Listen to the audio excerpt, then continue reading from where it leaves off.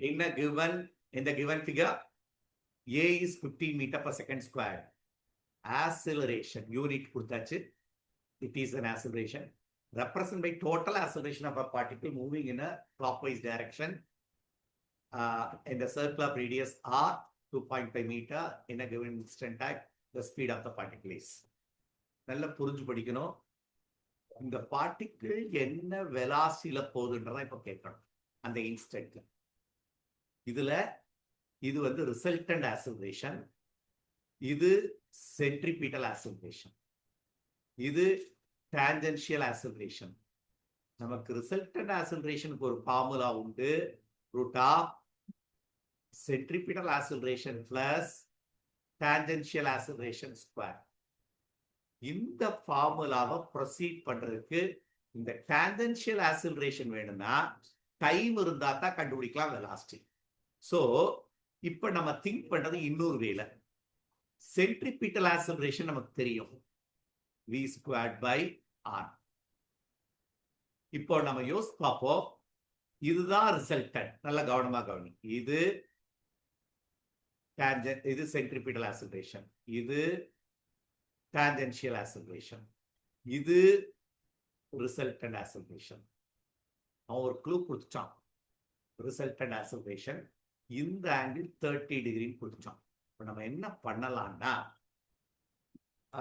Trigonometrical formula எடுத்தா, இது ஒரு ரைட் ஆங்கிள் ட்ரையாங்கிள். அப்போ இது அட்ஜசன்ட் சைடு, இது ஹைபாட்டன்யூஸ், இது கொடுத்தாச்சு. அப்ப நம்ம நேரா காஸ் தீட்டா எடுத்தா போதும். Cos 30 is nothing but adjacent side வந்து சென்ட்ரிபீட்டல் ஆக்சிலரேஷன், ஹைபாட்டன்யூஸ் வந்து resultant acceleration.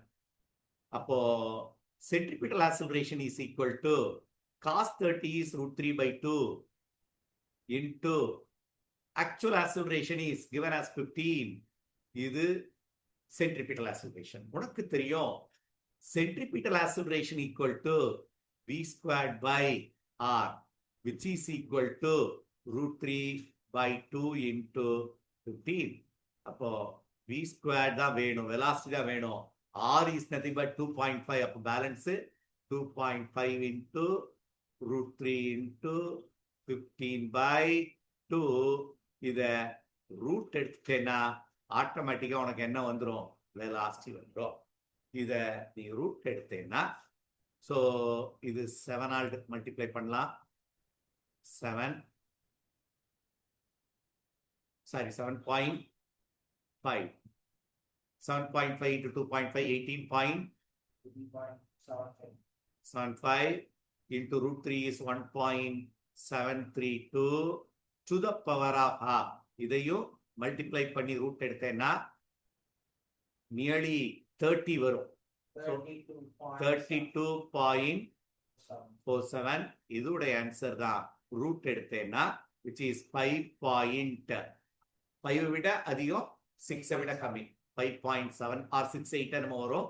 Answer is metre per second is the velocity. So understand பண்ணி கேர்ஃபுல்லா போடணும். டயக்ராம் கொடுத்ததே இந்த மெத்தட்ல போடணும்னு தான், இல்லைன்னா நேரா இந்த மெத்தட் போயிருக்கலாம், ரெண்டு வச்சு போட்டுக்கலாம். அப்போ this formula is not suits. This formula and diagram trigonometrical formula வச்சு நம்ம போட்டு முடிச்சிட்டோம்.